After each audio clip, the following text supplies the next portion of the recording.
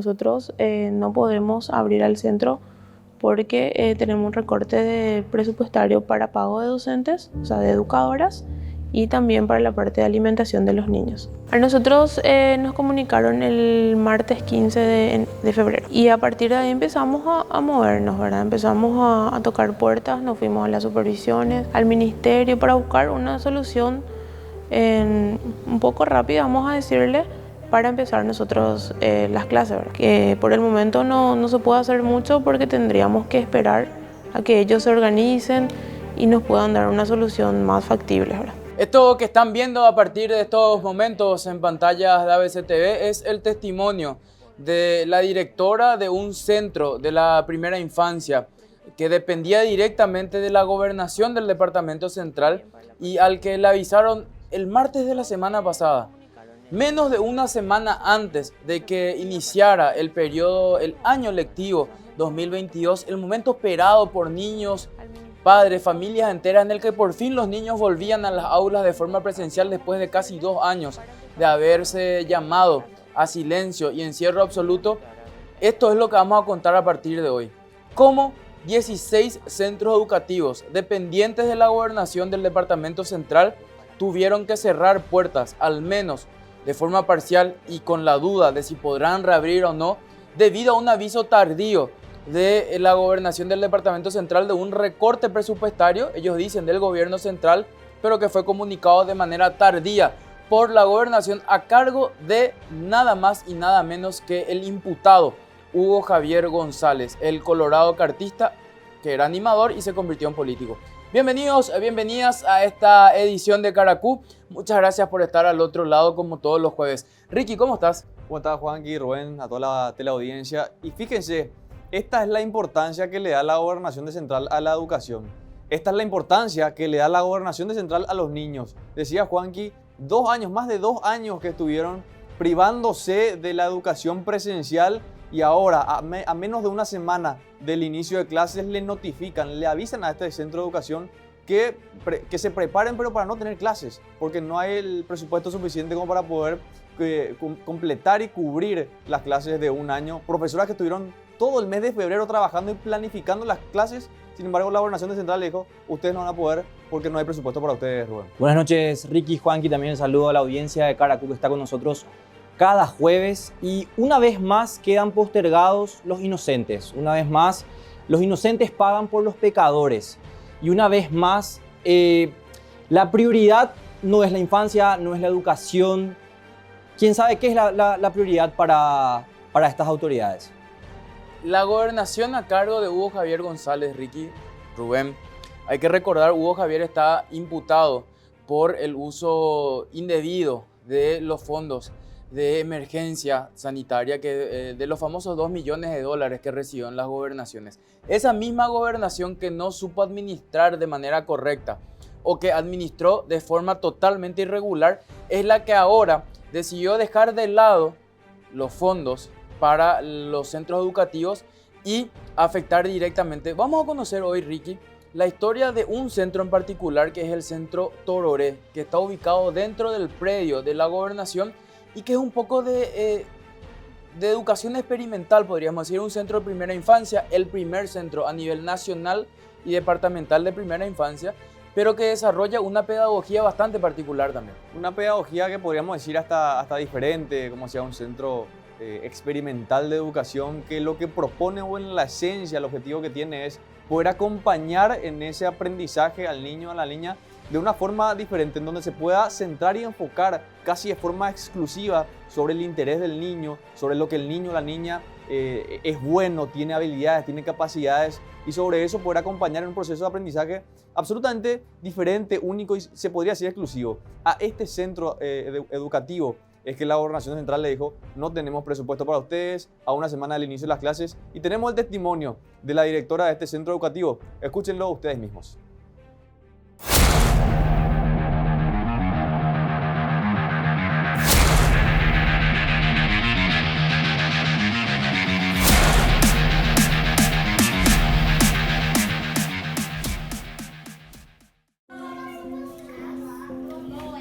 El barullo, las risas y las alegrías volvieron a las aulas. El cierre de casi 2 años llegó a su fin esta semana y las clases presenciales volvieron a dar color, alegría y esperanza a las escuelas y a los colegios. El próximo 21 de febrero, en teoría, tienen que comenzar las clases presenciales en todo el territorio paraguayo cuando hablamos de instituciones públicas, pero estas se encuentran en terrible estado.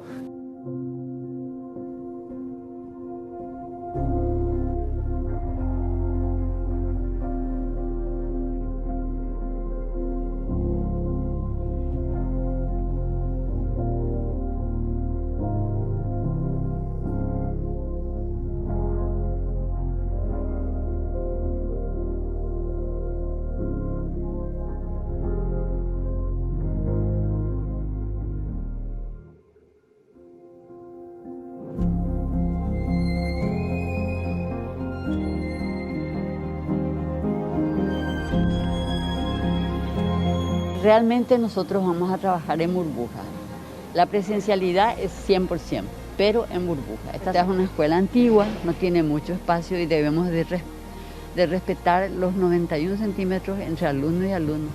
Y es imposible, porque tengo un promedio entre 28 y 30 alumnos por aula. Y es imposible respetar la distancia. Esta escuela básica están inscritos actualmente unos 100 alumnos. Hay 2 pabellones que están clausurados desde hace varios años y los alumnos y los docentes dan clases bajo árboles. De las instituciones que no tengan la infraestructura en condiciones. En algunos casos tenemos como situación de emergencia unas aulas móviles para poder instalar en las escuelas, y donde no logremos llegar con las aulas móviles porque tampoco tenemos para resolver todas las situaciones, seguramente vamos a reubicar a esos estudiantes en la escuela más cercana. El lunes marcó el inicio oficial del año lectivo en Paraguay. Miles de niños pudieron volver a las aulas que tuvieron que abandonar debido al coronavirus. Sus amigos pequeños ya no son tan pequeños, sus profesoras ya no son las mismas, pero la alegría volvió y con ella la esperanza de que la pesadilla por fin se disipa. Al menos así debería ser. Y cuando decimos al menos es porque nuevamente la realidad nos dio un duro golpe en estos días. Cientos de niños volvieron a dar clases en escuelas que están a punto de caerse, o básicamente en escuelas que no tienen aulas que los puedan recibir. En 2 años de ausencia de los niños, las autoridades no fueron capaces de levantar edificios que alberguen con dignidad al futuro del país. Pasaron 2 ministros, Eduardo Peta y Juan Manuel Brunetti, pero la realidad sigue exactamente igual. Y aquí están las sillas, las pizarras. Ahí está, esta es la imagen. Y al fondo, ustedes están viendo este pabellón, un antiguo pabellón que está inhabitable. Con este cartel Sí. de clausurado. Y aunque las historias de niños dando clases bajo árboles o sentados sobre ladrillos parecen lejanas, la dolorosa realidad de la educación paraguaya es bastante cercana. No hace falta ir muy lejos para recibir una bofetada más de la corrupción. De hecho, hay que ir apenas hasta Areguá, a menos de 1 hora de Asunción, para encontrar uno de esos dolorosos ejemplos. Nosotros hoy tendríamos que haber empezado las clases. Tendríamos que haber abierto las puertas a las 7 de la mañana. Allí funciona el Centro Educativo Tororé, dentro del predio de la Gobernación de Central. Inaugurado en 2017 y en funcionamiento desde 2018, es el primer centro departamental y nacional de primera infancia. Además, desarrolla un estilo pedagógico particular. Los niños son libres y aprenden de las educadoras que a su vez aprenden de los niños. El centro se inauguró en el año 2017. Abrió sus puertas en el 2018, donde empezaron a venir hijos de funcionarios de la gobernación y hijos de la comunidad, de madres trabajadoras que tenían que ir a sus trabajos. Entonces ellos vinieron al centro y empezamos nosotros a crecer como centro. Nosotros tenemos 55 niños inscritos, niños a partir de 1 año a 3 años de edad. Nos basamos en la educación de ellos, aprendiendo nosotros con ellos y ellos de nosotros. Los niños acá son libres, aprenden con sus experiencias, aprenden jugando.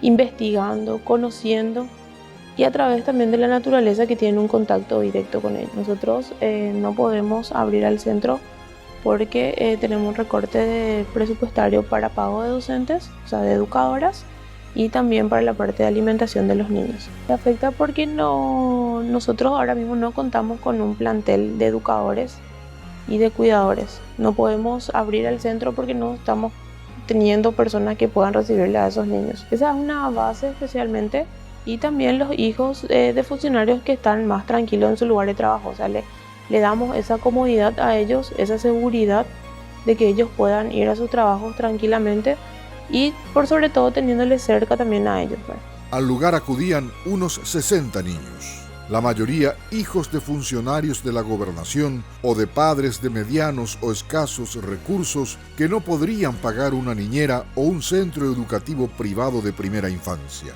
Tororé, que en guaraní significa arrullo, quedó en absoluto silencio esta semana. El lugar no pudo recibir a sus alumnos, no porque se haya derrumbado el edificio o porque no contaba con alumnos, no, por algo todavía peor: no hay dinero para que siga funcionando. El gobernador de Central, el imputado cartista Hugo Javier González, comunicó el pasado martes 15 de febrero a la directora de Tororé que el gobierno departamental no cuenta con fondos para sostener el lugar. Básicamente, el ex animador de fiestas culpó al Ministerio de Hacienda. A nosotros nos comunicaron el martes 15 de febrero y a partir de ahí empezamos a movernos, ¿verdad? Empezamos a tocar puertas, nos fuimos a las supervisiones, al ministerio para buscar una solución un poco rápida, vamos a decirle, para empezar nosotros las clases, ¿verdad? Que por el momento no se puede hacer mucho porque tendríamos que esperar a que ellos se organicen y nos puedan dar una solución más factible, ¿verdad? En la nota enviada a la directora, González relató que la institución recibió un recorte en el rubro 842, denominado transferencia a entidades sin fines de lucro. En ningún momento en el documento hizo mea culpa de la cuestión, sino que apuntó directamente al gobierno central. Lo que no contó Hugo Javier es que ese es el rubro por el cual ha sido cuestionado, investigado y hasta imputado. Es el mismo rubro que utilizaba para transferencias a ONGs amigas que debían realizar obras, pero cuyos trabajos resultaron de dudosa calidad, no se hicieron o se pagaron doble. Si acaso pudiera empeorar la situación, falta agregar un dato más. Tororé no es el único centro educativo afectado. Al menos otros 15 se vieron afectados. Este centro es el único de primera infancia, pero también se quedaron sin sustento escuelas y colegios departamentales. Es decir, cientos de niños quedaron afectados. La excusa del animador de fiestas es que Hacienda hizo recortes. Sin embargo, el gobernador esperó hasta el 15 de febrero para comunicar de la situación a directores, docentes, padres y alumnos, cuando ya los cupos en otras instituciones estaban repletos. El presupuesto general de la Nación fue aprobado y comunicado hace meses. Así que mal podría decir Hugo Javier que la culpa la tienen otros. El responsable es él, primero por haber usado el rubro de transferencias para hechos irregulares. Segundo, por no haber comunicado a tiempo. Y tercero, por no haberse movido para generar soluciones. Mientras tanto, docentes trabajaron semanas preparando el regreso a las clases. Y ahora, el gobernador les dice que básicamente trabajaron ad honorem. Cuesta mucho porque ya veníamos trabajando, veníamos preparando las salas, estábamos con toda la predisposición, con todas las ganas de volver después de prácticamente 2 años de haber cerrado con una pandemia. Entonces, cuesta mucho, no fue fácil comunicarles a ellos. Y por sobre todo también a los padres, ¿verdad? Ya que ellos venían organizándose para traerle a sus hijos y ellos poder continuar sus actividades durante el día. Quedaron mal, quedaron decepcionados. Los padres que ya venían anteriormente trabajando con nosotros quedaron también sin una forma, o sea, sin un brazo prácticamente, ya que ellos contaban ya con esos días que iban a estar sus hijos acá, para que ellos también puedan organizarse y continuar con sus trabajos del día. Por un lado iba a ser un trabajo un poco duro, ¿verdad? O sea, con los niños nuevos vamos a decirle que que después de ese encierro iban a volver a salir, iban a volver a compartir con otros niños. Íbamos a ir aprendiendo con ellos y trabajando, ¿verdad? El día a día. También tenemos niños que el año pasado, cuando ya pudimos abrir en equipo burbuja, ya fueron también estando, ya adaptándose un poquitito, ¿verdad? Y les afecta mucho al saber, seguro que sus padres ya le habrán comentado, porque muchos ya venían acá y ya venían con todas esas ganas de querer volver, conocían el lugar, sus espacios, entonces ya buscan esas actividades que iban teniendo con nosotras. La intención está, no tenemos ninguna intención de cerrar, sino que avanzar y buscar una solución buena, ¿verdad? Por sobre todo teniendo en cuenta la estabilidad de los niños, la educación de los niños. Cierto es que cientos de niños quedaron sin poder iniciar las clases. Lo que debería ser el inicio de una nueva temporada de risas y esperanzas se convirtió en una pesadilla. Todo gracias a Hugo Javier y a sus protectores. ¿Cuánto más sufrirán los inocentes por culpa de la corrupción?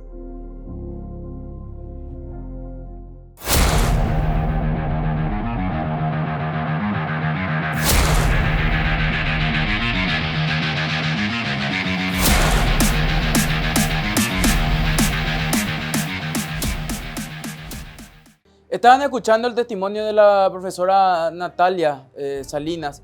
Ella es la directora del Centro Tororé, dependiente de la gobernación del Departamento Central, y ella contaba algo muy interesante. 55 niños solamente en ese lugar, pero además del Centro Tororé de primera infancia, otros 15, al menos otros 15, centros educativos quedaron también sin fondos debido a esta comunicación tardía de la gobernación del Departamento Central. Lo grave acá, si bien es claro que el gobierno central tiene su cuota de responsabilidad, la responsabilidad de la gobernación central es primero la comunicación tardía, a menos de una semana del inicio de clases, de avisar al centro educativo que no contaban con fondos para los educadores, y lo otro, que podría haber hecho un montón de actividades o solicitar una reprogramación presupuestaria el gobernador Hugo Javier para dar prioridad a la educación. ¿O acaso, gobernador, no es importante la educación para usted? Rubén, hay que acotar, de estos 55 alumnos, nos contaba la profesora, muchos son hijos de funcionarios, hijos de madres solteras, hijos de madres de la comunidad para la cual muchas veces es difícil conseguir alguien con quien dejar a sus hijos. Así es, Juanqui, y es como que el propio gobernador se haya disparado el pie. ¿Por qué? Porque como lo dijo recién Juanqui, numerosos hijos de funcionarios van a esta escuela. Y también es una verdadera pena que la gobernación no haya perdido 2 años, que es lo que está durando esta pandemia, en no poder comunicar adecuadamente esa falta de recursos. Nuevamente, la educación y los niños son los que salen perdiendo. Y acá lo grave de Ricky es que al avisar a menos de una semana antes del inicio de clases, le dejas a los padres sin la posibilidad de recurrir a otros centros públicos y con la obligación de ir a un centro privado con el costo que eso representa, y muchos de ellos no tienen la posibilidad de acceder a un costo así. Y además con la dificultad, otra vez, de encontrar un cupo, ¿verdad? Encontrar un lugar en algún centro educativo donde puedan inscribir a sus chicos, a sus niños, a sus niñas. Porque hoy incluso con la presencialidad y con el inicio de clases, hay instituciones que tienen incluso 60 alumnos por aulas. Esta es la importancia que le da la gobernación central a la educación, a los niños, a la primera infancia. Esta es la importancia que le da incluso desde Hacienda, porque me animo hasta a hacer futurología, porque lo que va a pasar acá es que se van a empezar a tirar la pelota. Desde la gobernación van a decir esto es un recorte presupuestario que vino desde Hacienda. Desde Hacienda van a decir, bueno, pero esto pudo haberlo manejado mejor la gobernación central, distribuir los fondos que tenían, que de hecho es también parte de esa cuota de responsabilidad que debe asumir la gobernación central. ¿Qué hace con los fondos que tiene? ¿Cómo redistribuye? Si tiene tanta capacidad de, por ejemplo, destinar a tantas ONG, ¿cómo no tuvo la capacidad, la inteligencia, la forma de proyectar la educación de la primera infancia a todo un año y que le termina avisando a una semana antes de iniciar las clases que no van a poder tener clases presenciales los chicos? Rubén, ¿cómo se pueden contactar con nosotros? Pueden acceder a nuestras redes sociales, estamos en Facebook, Twitter, Instagram y YouTube como Caracú. En YouTube estamos como Caracú_TV. Al término de este programa vamos a estar subiendo a nuestras plataformas el programa completo. Vamos a una pausa, pero a la vuelta, atención, Sandra Raquel Quiñones Astigarraga, fiscal general del Estado, hoy al borde del juicio político, si es que el llanismo no define de forma contraria, probablemente a estas alturas ya tengamos una definición. Hay que recordar, grabamos unos días antes del programa. Pero Sandra Quiñones, no vamos a hablar de cómo va el curso del juicio político, sino que queremos hablar de los hechos irregulares que ha dejado a lo largo de estos casi 5 años de mandato al frente de la Fiscalía General del Estado. Pero esto a la vuelta a la pausa, Ricky. Volvemos con mucho más de Caracú.